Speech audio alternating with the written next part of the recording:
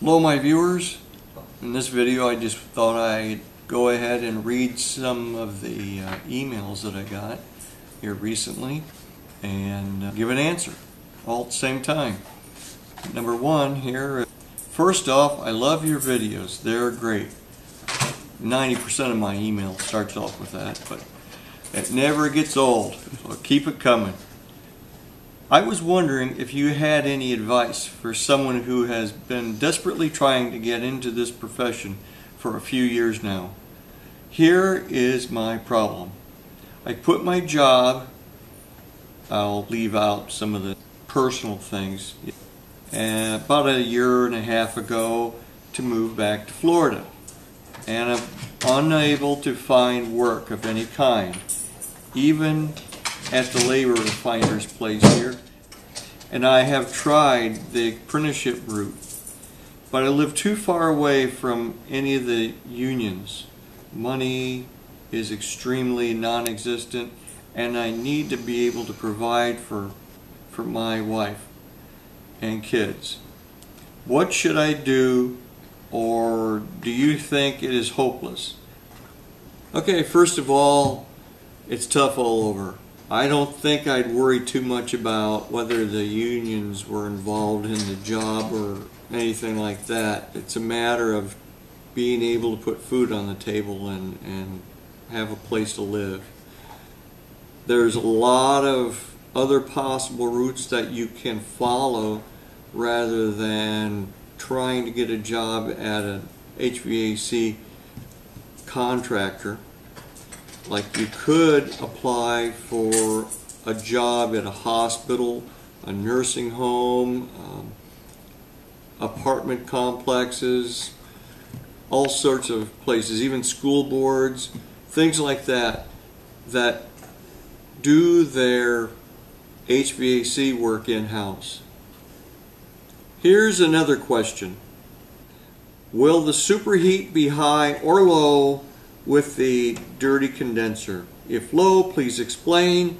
I know the subcool will be low. How do you retain heat?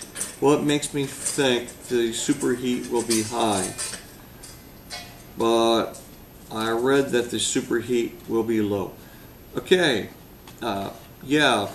Well, first of all, if you have a dirty condensing coil, which is the coil that is outside, and the unit outside on a split system, a dirty condensing coil will cause a high head pressure.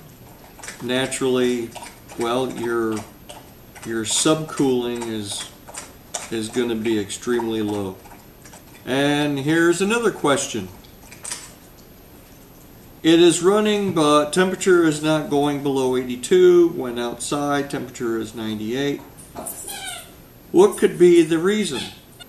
Well, the reason or reasons could vary from having dirty coils, or some motors or compressor that's shutting down on head pressure or thermal protection or something like that, or the refrigerant is low. There's all sorts of possible reasons. And here's another question. Where can I buy the same voltmeter that you are using? Field piece. I use the HS36. I used to have the HS33 until I gave it away.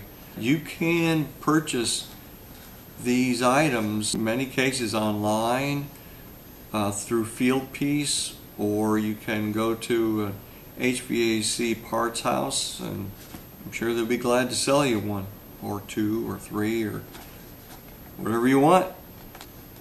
Here's another question. Our air handler has a condensate leak. Our coils are clean. The drain is clear. A technician came out and stated that the drain pipe was not cracked. He noticed that the air handler was not installed perfectly level, probably out 3/8 inch, I guess over 4 foot span, and he thinks that this is causing the issue. The house is over 2 years old. Nothing has been touched in the closet except to change the filter and pour some bleach down the drain. Is he right? Could there be another cause? Just want a second opinion before I spend a bunch of money. Okay. First of all, it's a bad idea to pour bleach down your condensate drain. Okay, there are some products that you could put down your drain. Bleach is a bad idea because it could deteriorate the evaporator coil. That is not good. I mean, it's going to cost you more money down the line. The other is the possibility of the problem stemming from having the air conditioning air handler not level by 3/8 of an inch from one end to the other.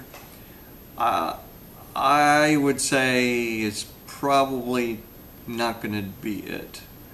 Maybe I'm wrong, but not to where it's going to be leaking all the time. There are other possibilities. Now the coil, you say, is clean, but there are times when the coil looks clean from the outside but is not clean on the inside. If you haven't yet cleaned it anyway, you might want to have it pulled out and properly cleaned.